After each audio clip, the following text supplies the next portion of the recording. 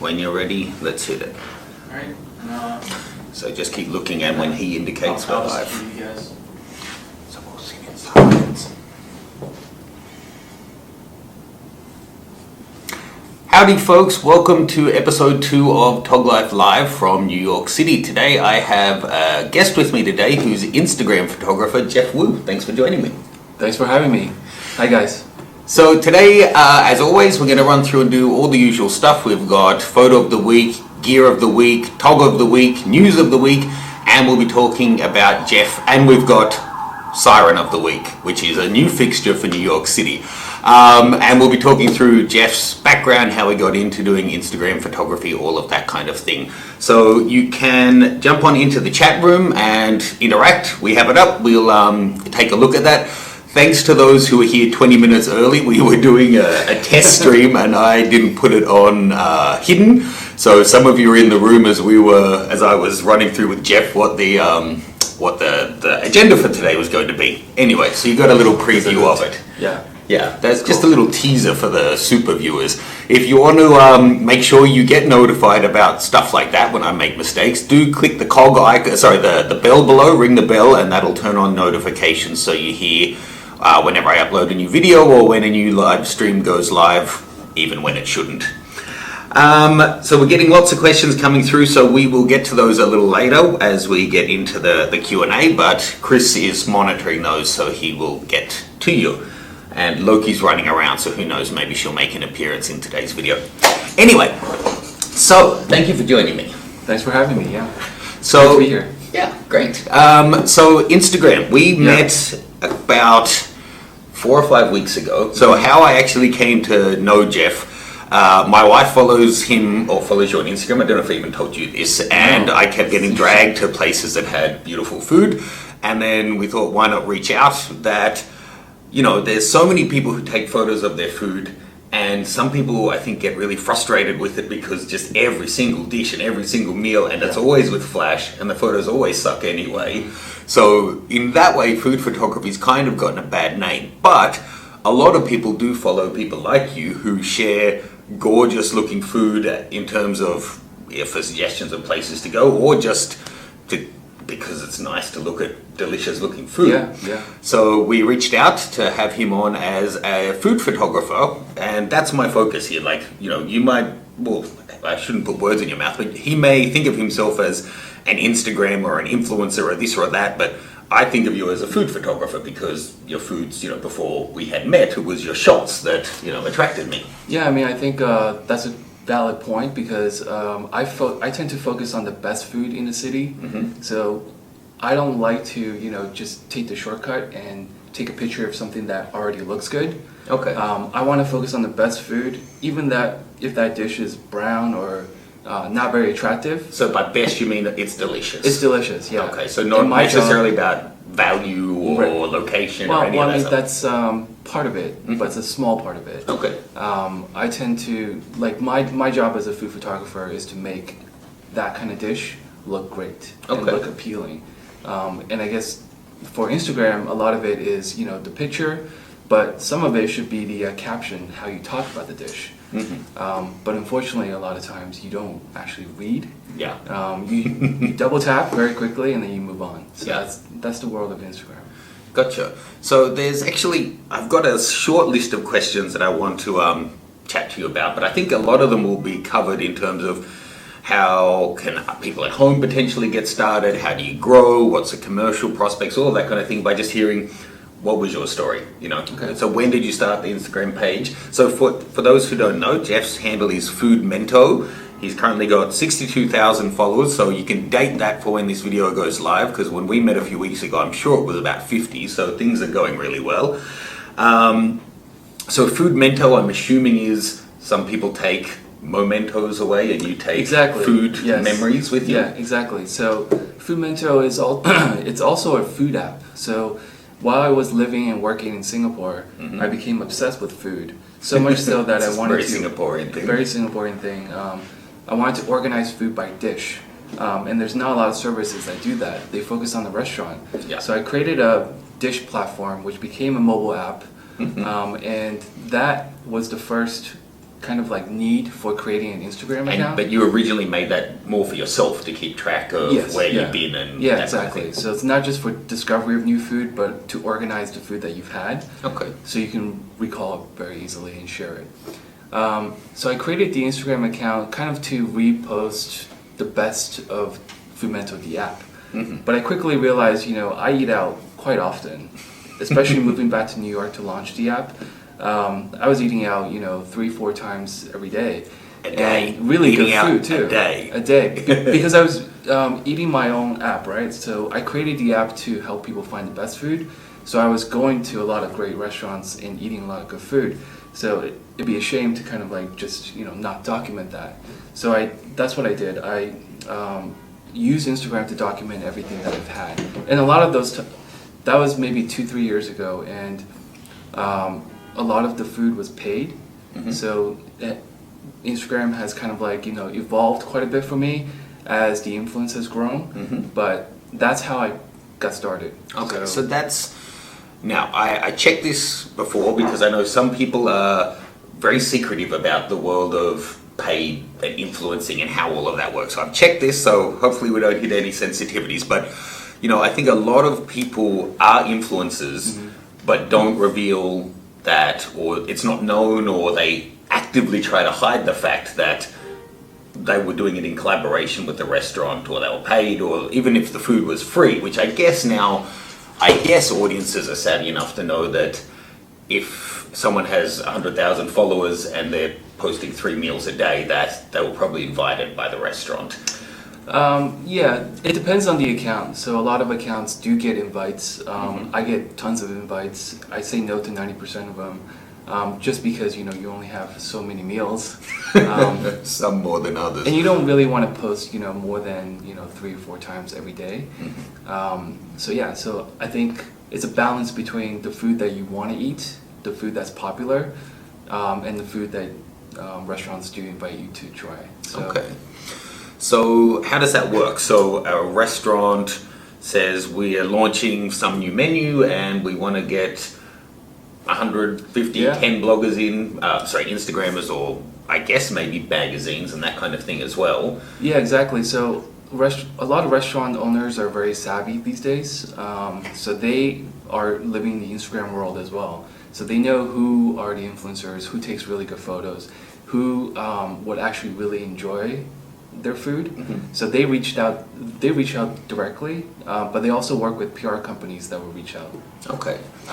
So stepping back, what were you doing before this? Because I know you had a real job. Yeah, so I was while I was in Singapore, I was leading the digital marketing team for American Express. Okay. So selling credit cards. Okay. So my background is marketing. Okay. Digital marketing, data marketing, digital solutions, stuff like that. Okay. So then obviously the app, whether now or in the future, that has commercial potential.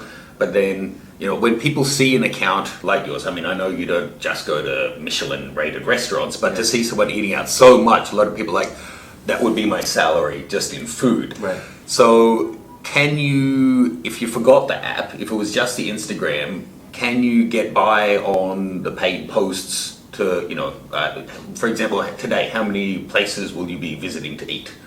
That's a very good question. I think it's a very important one for a lot of people. Today, I may go to 3 places before 4 o'clock. So in the next 3 hours. And then early dinner, and then spending time with my wife. Okay. Who is also a chef. Who's also a pastry chef, yes. Yeah. So you see her for dessert, makes sense. Yeah.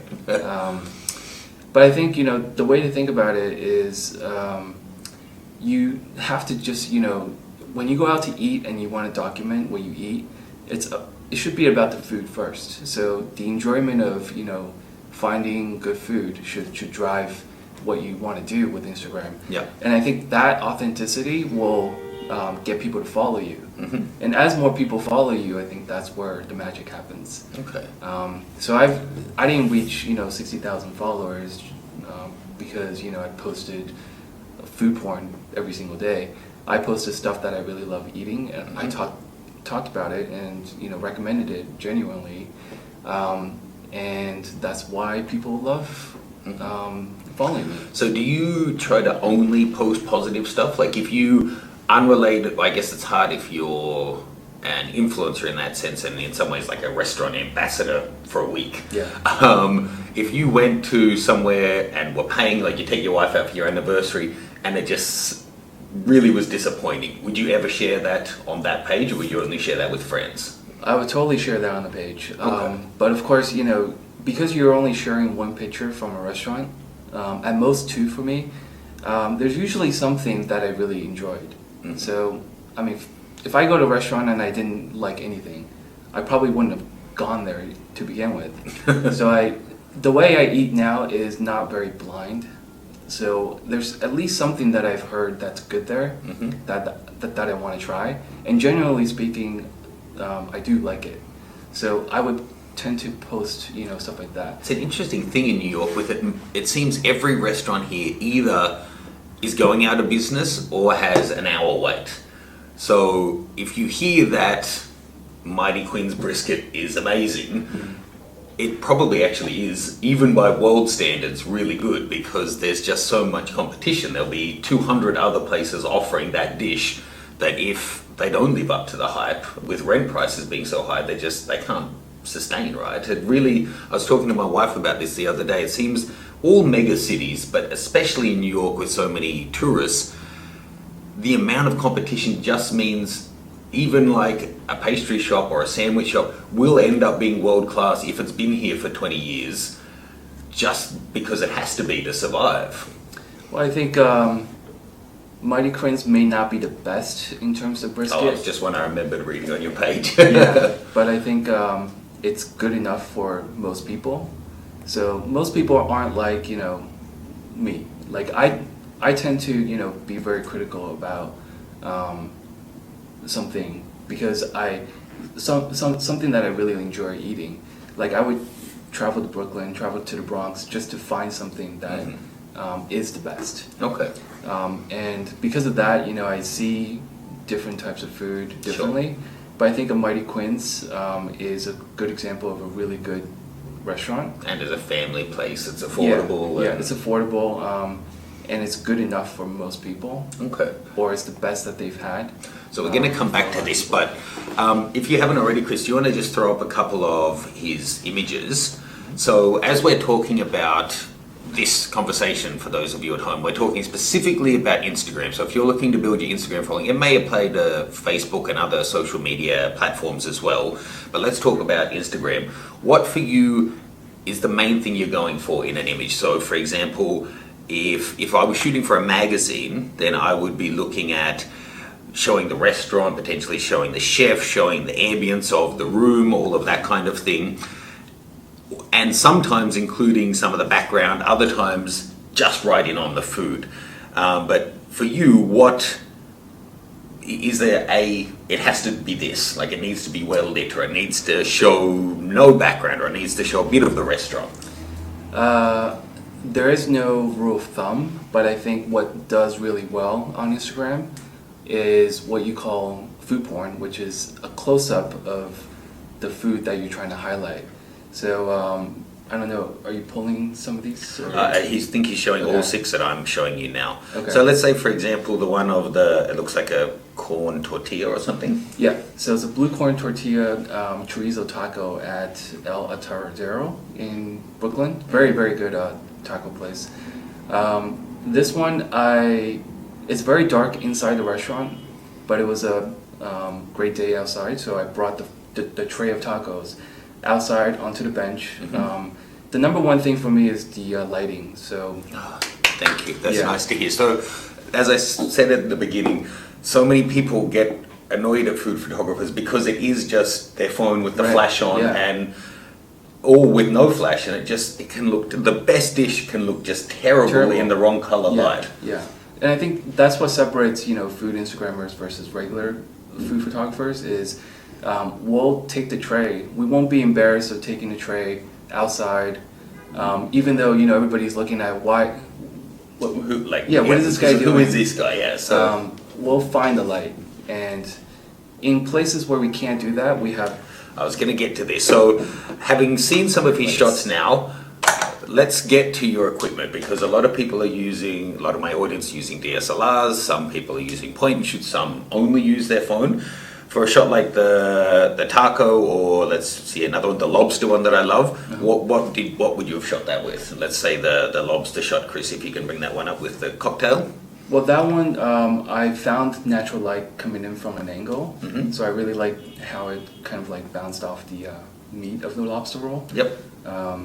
So that was right around dusk, so it's a little tricky around that time because the lighting isn't perfect. But yeah, I was able to capture that with natural light. Okay. And when you are adding light, I assume in most of these it looks like you're trying to that one, yes, to balance. Okay, so the noodle lift of the ramen with the uni on it. Yep. You're trying to balance the color of the light in the foreground, so it's not too far off the background. But you do need to correct it because the rooms are normally too warm. Right. It's a really dark or a brown colored light. And especially, this isn't so bad with the bowl, but if you're shooting, say, sushi, the rice will look wrong if it's not very, very close to white. So finding that balance. So let's talk gear. What are you shooting it with? Done. Yeah, okay. That's okay. I mean, the images speak for themselves, and so do your success. So if there are people in the audience who are against iPhoneography or mobile photography, then that's your baggage. But so it's all iPhone, which is that one? iPhone 7 Plus. So that's the reason for that is because of the backgrounds you can get. The depth of field that you can get with the dual camera.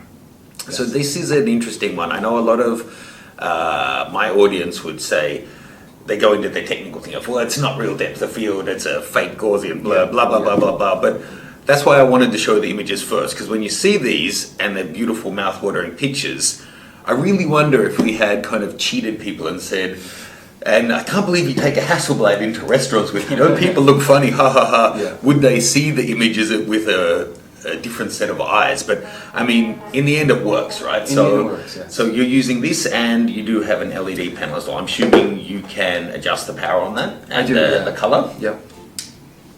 You can adjust the, so the color... is with a filter? You get a filter, so there's a yellow filter as well, but I just basically use this one. Okay. Yeah. So actually, now as a nice little segue, we've talked a fair bit about yourself, would be to talk about the gear of the week. Because I knew that Jeff uses an LED panel, I reached out to Photodiox, who are lighting us up there and down here, and I've got a couple of different things for one of these, which is something similar to what you're using. The only thing, this one, it's already diffused. I talked about this last week, actually. This is awesome. Yeah, the cool thing about it is it's got full variable control of the color of the light from 32 to 56. So, very good. And handy to be able to balance that out to get the in-between tones and not have to carry the filters and whatnot. So for those of you who have entered, or first of all, thank you to Photodiox for sending that through. I still don't know how to say Diox or Diox. I reached out to them because we needed the big panel I'm using out there for some work I'm doing in Japan next week, and then asked if we could get one of these to give to you guys as a prize. So we're going to look through a selection of the food photos that you guys entered, and Jeff will actually have the momentous task of choosing out a winner, and you'll be sent out one of these as a prize to help you lift your food photo game even further. How are we doing for time at the moment, Chris? We're 18 minutes and 40 seconds. 18 minutes, and we have only done intros. So I think we have an idea of who you are, and let's jump into the rest. So actually, I'll open the chat as well. So let's talk about news of the week. A couple of things. I've noticed your hat, so I grabbed one out as well. Which you said you own a GoPro. Which one? The Hero Session 4. 4. So this applies exactly to you. Those of you who are owning GoPros, they have announced a cashback offer to help people or encourage people to upgrade to the Hero Session 5. It's $100 off a black or $50 off the Session to upgrade your old one to a new one. Now, I mean, I think it's no surprise people know that GoPro had a really rough year last year with they had big financial losses, and the Karma had to be recalled, which is a shame. The Karma still to me looks like a really interesting I drone. want one, yeah. You I have? definitely. No, I don't, but I want one. I mean, drones have so much potential. I've been using them on my travel lately, and I saw, yeah. especially with the stabilization. But so often, I mean, and this is the one I use. This is not a paid ad by GoPro, by the way. But it's not. I don't have no contact with GoPro at all. I use these two Hero 4 Black. So these are the 4K ones, but quite old ones. And I'll often do vlogs just with this, with no accessories or mics, and then you get people asking, oh, what did you film it on? It looks amazing. And it's that big. I mean, you think the form factor hasn't changed. I still don't think they're very pretty, but like your setup, it just works. Yeah. And there's so many accessories and stuff. So we're taking along this Frankenstein thing. I'm going to be doing some driving in Tokyo to be able to mount this to a car, and then you've got chest mounts and everything. I reckon GoPros are the business. So if you are, I should actually check and see if I can upgrade this to a 5 Black to get the latest gen of stuff. But anyway, second news story. News Corp Australia have announced that they're axing most of their photo jobs. I guess this has happened a lot in the States already, right? I heard lots of stories of newspapers cutting their whole photo staff. Well, I think the trend is to go with contractors, right? Or, but I remember there was one. It was around the baseball end of year finals, whatever you call World Series, where they had like a demo of here's a newspaper who fired their photography staff and asked the reporters to use their iPhones, and here's one that kept on a sports photographer, and it showed their cover of when was it the Sox or the Cubs or the something, Cubs, yeah. One, the cover shot and how much better it was, obviously having a professional dedicated photographer. So interesting that last week I reported, I think it's the New York Times, were 2.5 or trebling the day rate of their photographers. News Corp Australia, which for those who don't know is Australia's biggest news conglomerate, cutting up to 2/3 of photographers in some cities, with up to 40 just in the city of Melbourne, which is our second biggest city. But still, it's I guess it's part of cost cutting, but it's still disappointing to see. I'm going to rush through the news so we can get back to talking more about food, because I am now my stomach's starting to grumble. Something that really frustrates me is when I try not to do this myself in videos, I'm sure I do sometimes, but where the headline is just to grab clicks and not what. So I think it's different, being clickbaity. Like maybe you will put a top line on your photo that does pull people in, but as long as it's honest and really represents the food, like if you said the best dim sum I ever ate, if it was, then there's nothing wrong with that. Yeah. But if you're just saying that, but it's not really true and it's to bring people in, it really frustrates me. So I saw this reported a lot, that Pentax are going out of business, that Ricoh's going to kill off their camera business. So the headline here is, bye bye Pentax, Ricoh may kill off its camera business. But it's not actually what's going on. If you actually read through it, they're saying that Ricoh are still dedicated to Pentax and their GR lines, but they may withdraw from consumer products, but it's not official. It's a potential, but yes, that the company's losing money. But anyway, consumer cameras are really struggling. It's still, I think Samsung haven't officially said they're leaving the market, even though they haven't announced anything in a couple of years, and they've disappeared off the shelves entirely in some countries. It's still not official that they have withdrawn. Maybe, I don't know why. But anyway, let's finish it with just a silly, funny one. And I realized that some people, it's funny actually, there was 2 news stories and I wanted to keep it positive that involved Instagram. So I cut one of them, but now that I think about it more, I don't know. There was another story about Nat Geo coming under fire because they had shared a photo of a woman with a beautiful sunset, but standing on train lines, which apparently a couple of people recently got killed when a train in America hit people who were trying to take sunset photos on the train tracks. Right. And they thought for Nat Geo to share that, it was irresponsible because it encourages people to go take beautiful pictures like that. And take risks. So, and then I just saw this and thought, I know it's Photoshop, but it's funny, if you're at a certain level, you get a lot more flack. So this is a dad, I think it's funny, I don't have kids and I understand there's another side to it, but who photoshops these photos of his little kid in really dicey situations, but they're fake. So it's, the kid isn't holding a knife or really 6 foot in the air or dangling off the line. And some of them, like the Christmas one, is obviously fake. Obvious, yeah.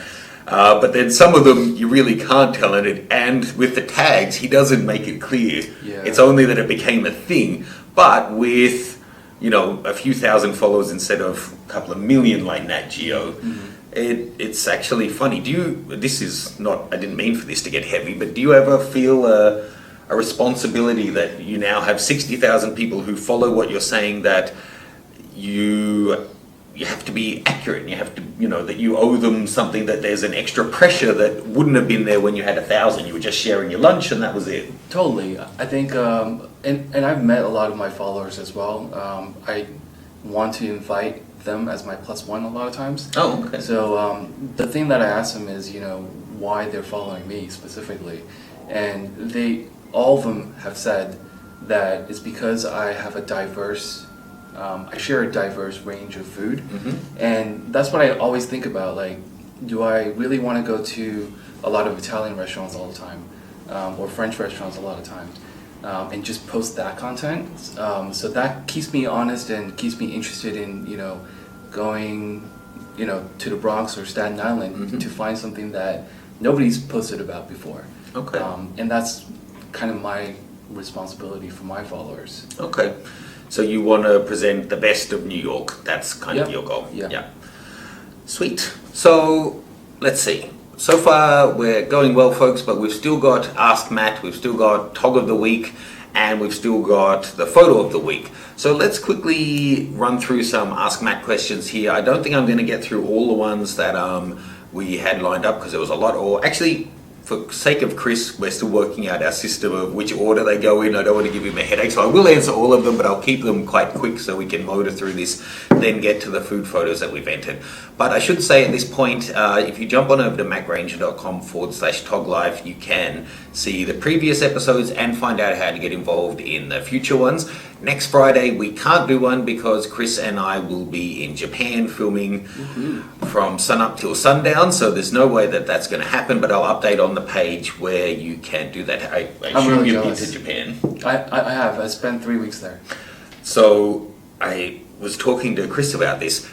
It's like, I think it's the food mecca of the world, Tokyo, that there's more, for fine dining and street food, but there's more Michelin restaurants there than in Paris. I believe it, and I'm actually not very excited about Michelin style restaurants. The challenge of eating in Japan is really just navigating through the Japanese landscape. Everything is in Japanese, and nobody speaks English. So you have to do your research beforehand, or go with somebody that knows.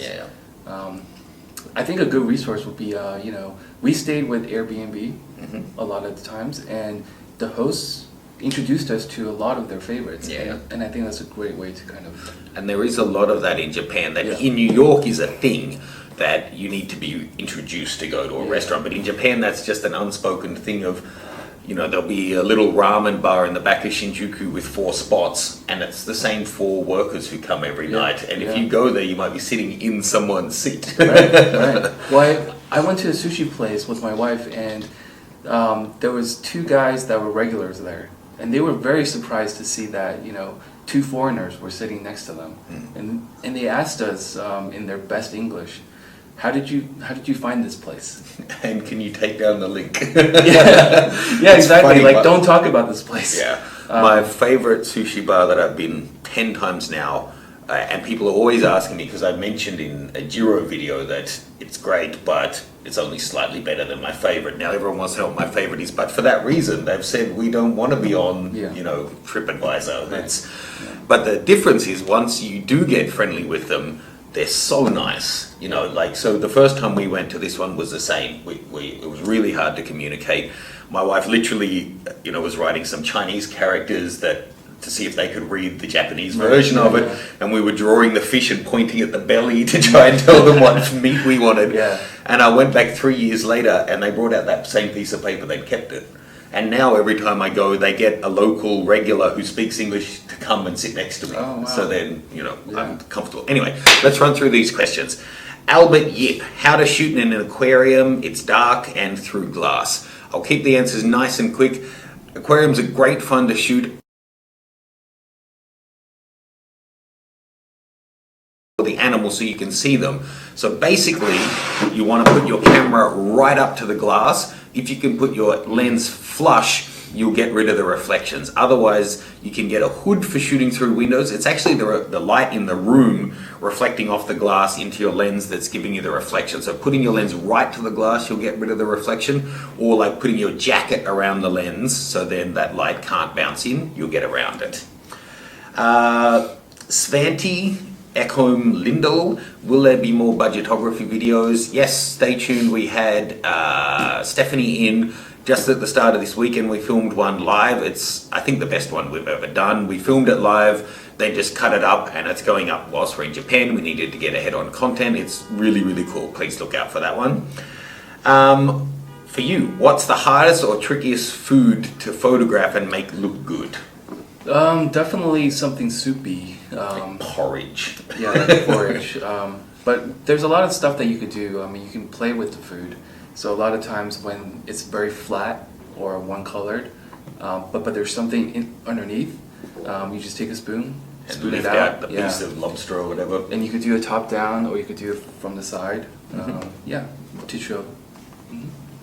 Next one, Jacqueline Berry. Best backdrops.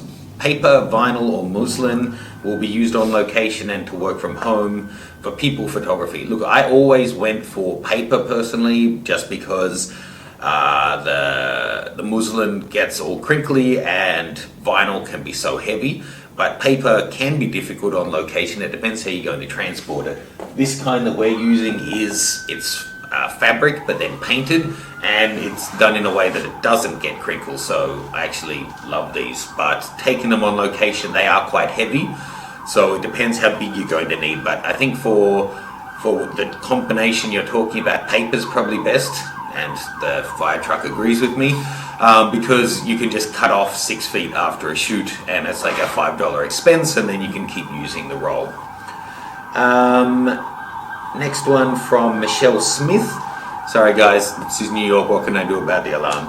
When photographing food, is it, you just talked about this, best to shoot directly overhead where you can see everything on the plate, or from a side angle to focus on one item?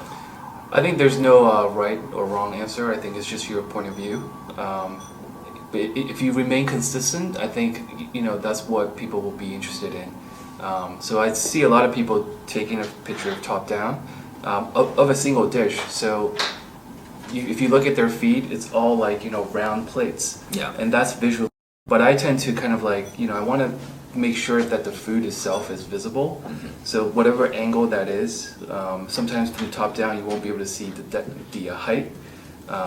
So it also really depends on the plating as well, right? Because sometimes sashimi, like a bowl of sashimi, looks beautiful with everything because of all the garnishes, but then sushi top down often doesn't really work. So having like a couple of pieces in and then the rest falling off, so you see the undulating hills of different colored fish may look good. Yes. Next one from World Equals Oyster. When walking, I didn't get this one, but when walking around New York, does your battery on your phone drain so hard? Is it because it's flicking between service towers in and out of service on subways? To be honest, I haven't found that, so I can't say, but yeah, if it's flicking between towers, I guess that chews up battery. But I don't know, is New York famous for draining your battery? Or maybe it's just because as a tourist you're always on Google Maps and stuff, and that drains your battery. That's a really interesting question. Probably the NSA tracking their every word. Yeah. I mean, there's so many apps that are using your location or constantly using your location, so that could add to it. Yeah. Okay. Next one from the lovely named Farts Photography. Do you ever adjust picture control on your D810, sharpening clarity contrast? I do, but just note that only applies to the JPEG preview you see and the JPEG if you're saving a JPEG as well. If you're shooting only RAW, it only applies to what it shows you on the rear screen when you hit play, but when you import it, all of that's lost. So I'll often shoot in black and white and bump the contrast slightly. So if I am writing RAW in JPEG, JPEG's locked. Contrasty black and white, the RAW's still RAW. Brian Meck, how do you stay creative? I find myself bored and frustrated. Do you play games to test yourself? Look, to be honest, I get this question at least once a month, and I keep answering it because it seems to be one that so many people struggle with. From my point of view, the best thing is to collaborate. So get out and find a new producer or model or go to a new location and that forces you to be creative. But what about you? Do you ever, I mean, with 4 restaurants this afternoon, do you ever think, oh, another freaking bowl of ramen, what am I going to do to make this look pretty? Well, I mean, yes, purely from a photography standpoint, yes, but I'm looking forward to eating the food, so that's what drives me. But I think, you made a good point. The way to stay creative is just to look at what other people are doing, and hopefully that could result in a collaboration. But that's how I find inspiration. I mean, I only can take what I've been exposed to. So by exposing myself to other people's photography, that really inspires. And yeah. Yeah, that's a great answer. And I've never thought of using the phrase exposing yourself, but so many people think if I start looking at, I like street photography, so if I start looking at Bresson and then I'm like imitating things, then I'm just a copycat and it's plagiarism and stuff. But exactly what you said, you might feel like you're being completely original when you do something, but somewhere at some stage it's in your subconscious, I think, already. Everything's been done, and the more you see, the more you can be influenced by it. Like I might see 1,000 portraits in a month, and you think, that the way that hair light was done by Leibowitz was amazing. Let's just see would that work here in a totally different way, and it never ends up that you just completely copy it, because if nothing else, the dish is different, or the model is different, or your eye is different. So it's to serve as inspiration, not as a template. Yeah. Next one from Jay Sanchez, NYC. How are you enjoying American TV? And do you laugh at our tiny insects? I've barely seen any except for the occasional cockroach. And no, we don't own a TV. I haven't watched a single minute of American TV since I've been here, other than Netflix before I moved into this spot. I have a question on that question. Like, what are the monster ones that he's referring to? Well, we have the Godzilla moth, and moth. no, we're kind of famous for all of our animals being dangerous. Oh, yeah? Yeah, so we have all the deadliest snakes and spiders and whatnot. But in terms of monster ones, I mean, they're not insects, but we have like giant crocodiles and that kind of thing. But we have quite common to have spiders about that big that are actually harmless, but from where I'm from, you see them all the time. It's called a huntsman. How do you actually take care of it if it's in your house? Well, you just feed it a fly every couple of days. Oh, yeah? How you take care of it. No, I mean, huntsmans aren't dangerous. They just, if one walks across you, you will freak out, no matter if you're scared of spiders or not. They're so hairy, and it's like a tiny cat just crossed you with 8 legs. Yeah. But animal rights people, I'm sorry, but if it was a black widow spider or a redback spider we have, or there's a couple of other ones in Sydney, funnel web spider, I kill them. Okay. I'm sure it's part of an important ecosystem, but I kill it. But anything that's non-venomous, you just scoop it up in a container and throw it out. Chow Franco, are you still doing commission work? Are you solely focused on your YouTube channel and photo trips? It's actually interesting timing you sent this, because this week I just got another message from someone, and I got it a lot last year, about this week was actually complimentary, about that it's great to see you doing TOGLIFE again, and that apparently someone who does a similar show to this has said, if you can't do it every week, you just shouldn't be doing it. But this is what I was saying about, sometimes Instagrammers like to hide the fact that there's a commercial side to it. I think a lot of YouTubers feel the pressure to pretend that they're doing stuff other than YouTube when really they're not.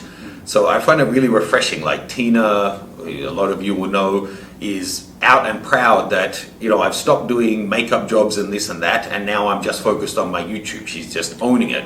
But yeah, the reality is we still take jobs. We're going to Japan all next week to shoot for a client, and I love having guests like Jeff in, and this is a fun show to do. But no, it's not at the moment more important than my other work. So yes, we're still doing that stuff. Kenrick Martinez, what's the meaning of life, Jeff? Well, if I know, I think it's different for different people, but I'm still trying to figure mine. Yeah. Cop out. This is one of those ones I contemplate when I'm drunk at 3 a.m, sitting in the bathtub, crying. I keep, it's not something that I'm not that kind of deep and, sitting around wearing in my wigwam smoking the peace pipe kind of guy, but I do think about it, and let's get a little serious for a second. The more I think about it, going back and forth and, coming to New York and setting up this business, and everything was about, I want to enjoy the work I'm doing and, enjoy the process and enjoy everything around it, and eventually get to a point where, and we're getting close already, where, having you come in the hour before this was a bit stressful trying to sort things out. The 3 days before that were mega stressful trying to sort Japan out. Accidentally putting the live stream up was embarrassing. But now this is work, and it is fun. It's fun, yes. And it's nice. And for me, I really think once you look at, but what about, and you end up at, well, this is a worthwhile thing to chase in life. I do think it eventually boils down to the pursuit of happiness. And then that's what it is for you. So for me, it's meeting people, traveling, seeing different cultures, and I think this is probably for most of the world is a similar thing, but for some people, being the world's best investment banker could really bring meaning to their life, and they could really get enjoyment from it, and for other people it'll be absolutely the opposite. So 15 minutes left, guys. Okay, so wise guru Matt out. Okay, gonna rush through this because as you heard, Jeff's got about 5 restaurants to go to. Bowers the Pug, I'll skip this. Thank you for the feedback. The Dead Ninja, what point did you feel your images were at a quality that you're proud and you knew you were taking good pictures? In essence, what made you think of yourself as a pro and not an amateur? I've talked about this. It is a good question, but pro and amateur are nothing to do with quality. A pro pays their mortgage with what they're doing, deals with clients in the right way, makes agreements and delivers on them.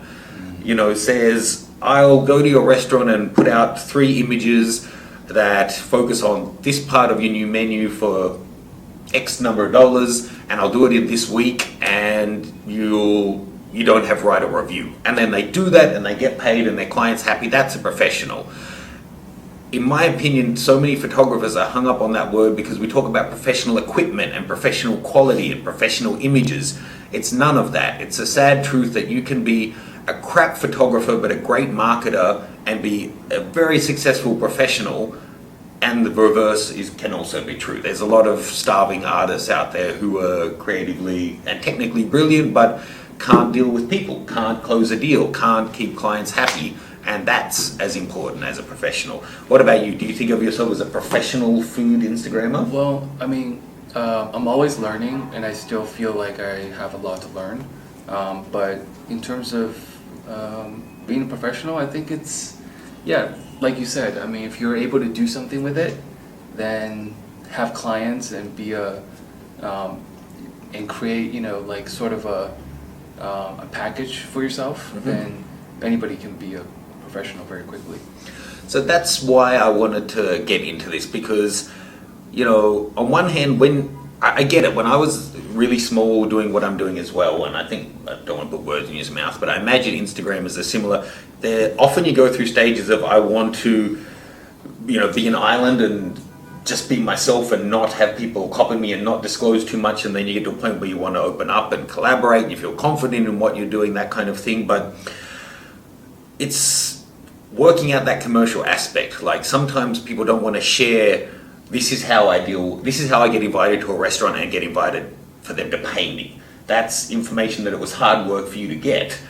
But the fear I think people have is that if that information gets out there, the market will be flooded, then there's too much competition and I can't do it anymore.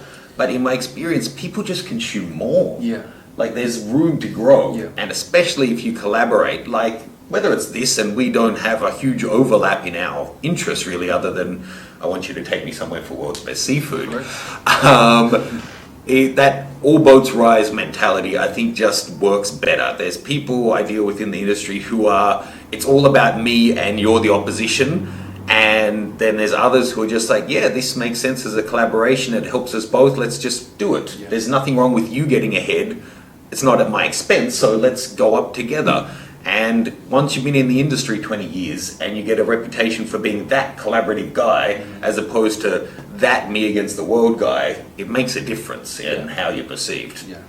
So let's look at some photos and give away one of these flapjacks. I should be a good product mentioner. This is the LED Edge Light 200 RS. I'm making them sponsor for this week in thanks for them loaning me some equipment. This isn't a paid sponsorship, but in future we are going to have some sponsors for the show that are paid that will be giving away their prizes. So there's a disclosure, and I'll keep you up to date on that. Here we go, Surf and Turf from Peter Kulma. What kind of steak is that? Something steak, a couple of shrimp, some fries, and a coleslaw. What do you think? Well, I think the details are very good. I think the lighting there is creating, a lot of shadows. Yeah. And the lighting doesn't seem very natural. Yep. There's a heavy yellow hue. So because of the lighting, I would probably, like if it was me, I would take that dish outside or put one of these lights onto it. So yeah, so that's the thing. If you're lighting, say, the GoPro, and you have your camera here, that's the advantage of Jeff's setup, that he can have them and just do this and see, okay, so where's the shadow? So sometimes for portraits, you'd say having, the light right above the lens is a big no-no. But sometimes when you want to hide all the shadows behind a bowl of cabbage, that can be actually the place to have it. So yeah, I had great feedback. Eric Chan and a bunch of tiny little bok choy rice and meatballs, maybe? Yeah, I love a picture like this. I think the focus is in the right place. It's right in the center. It definitely, I think there's a little bit of mystery in terms of it gets you interested, it draws you in to kind of wonder, like, what is that orange? So I like that photo for What do you think, is it tofu or uni? Oh, please let it be uni. If that was uni, then I would need more feedback on where to get this. It's a $20 piece. Yeah. So as we're going through these, do keep in mind, so just give your feedback generally, but then also when you're choosing the winner, what do you think overall is the best food photo? Because I didn't actually frame it for people that it had to be an Instagrammable food picture. It had to be a good food picture. So here we've got some tofu heavy miso soup. I like the top-down composition. I think this is, it's a little awkward that the chopsticks are horizontal at the bottom. But I think this, as I mentioned before, this is a soupy dish. There's probably a lot of interesting things underneath. This could benefit from a noodle lift or whatever that, spoon. So that's a big trend here now, right? Noodle lifts. Yes, that's like if you look up the hashtag, yes. So is that a type of dish or a way of presenting it? It's a way of presenting it because a lot of noodles are very, there's, gravity doesn't help noodles. So you want to lift that up. Okay, and lucky last, we should probably have your wife in to judge this one. It looks like some, what do you call those, They the look, little puffy things filled with... they look like sugar donuts, right? Okay, I was thinking of what are those things that they make croque-monsieur out of? Pastry puff? Yeah, but there's a name for it. What is it? Anyway, so it looks like some Oreos and some pastry puffs and some crazy dramatic lighting. Yeah, this is very dramatic, very very artistic picture. So what do you find? Does simple, close, loads of detail, food porny type pictures, or do artistic photos do well on Instagram? So for Instagram specifically, definitely food porn up close, very detailed. Those type of pictures win. They get a lot more likes, they get shared, and they get trending. So that's something to consider. But I think the reason why I like this picture is it really, it darkens everything, so the focus is really right in the middle. And that's why I like it. Okay, so we have those 4 dishes, those 4 pictures. Which one do you think will most benefit from the light, but who entered the best food shot, who will get the light? I don't know. Can I pick 2 favorites? You can, but you still have to choose. Well, Okay. then if you're not going to choose one, then I have to choose one of your 2 favorites because we need one winner for the prize. But you Okay. can announce a runner-up, and I'll give them a download course. How about that? Okay, yeah, perfect. I think the runner-up, will be the third picture. So that's the miso soup from Wiktor Stenecki. Congratulations. We'll get in touch with to get you a download. And my voice is breaking. I'm a man. And the winner? The winner, I really like the second picture. Eric Chan. Congratulations. And we want to know what it is in those dishes. It looks like some char siu, maybe some pai guat. Looks like some baby corn in the back there as well. Do they share what camera they used? These were probably, I don't know, maybe I have the full res file so I could check it, but I don't think that. Do you think that was an iPhone? What are you thinking? Well, I don't know. That's my question. Probably not, because this is a little too deep. Yeah. Okay, great. Congratulations, Eric. We'll be in touch to get your details to send out the light, and then also Wiktor for the download course. I'm talking with my hands because we're almost out of time. Okay, lucky last. Oh, so again, no theme for next week, but check out mattgranger.com/TOGLIFE, and that's where you'll see all the info for when we do have our next one. And last thing for this week is Tog of the Week. Thank you to those who sent in their businesses. If you haven't already, jump on over to the same URL and you can submit yourself as a business. And if you jump in there, there should be a picture, Chris, of somebody's Instagram feed. It is Berlane. Oh, I can't pronounce that surname. Can you? Indonesia. Katsulit. Basically, Bearline? No, this surname here. Oh, Bearline. Cat. Oh, okay. Well, I'm just going to say your tag. It's basically Bear Lion. I don't know what you how to pronounce it. What he said. Excellent. He's shooting, I assume street travel landscape. And it looks like you're from your feed that you're actually in Japan at the moment, even though it says you're from Jakarta. I see some cherry blossom and lots of great stuff there on your page, so we'll be heading there. For those who are in Tokyo, I've said so many times we're going to try and do a meetup.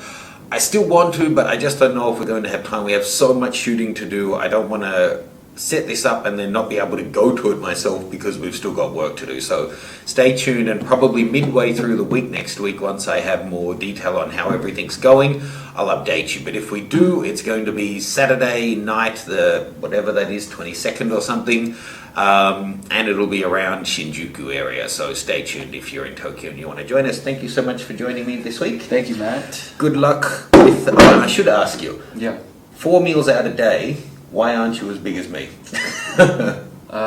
Yes, that's a very good question. A lot of people ask me that. I put a lot of focus, I prioritize working out. So I play badminton 3 times a week. Okay. And that keeps me fit. I would say, do you need an extra player? But I know I won't keep up with it. So, this is Fat Matt signing off. Nice to have you, Slim Jeff. And we'll see you soon. I hope you guys enjoyed the live broadcast. Make sure you throw Jeff a like over at the Food Mento Instagram page. See you guys. Thank you.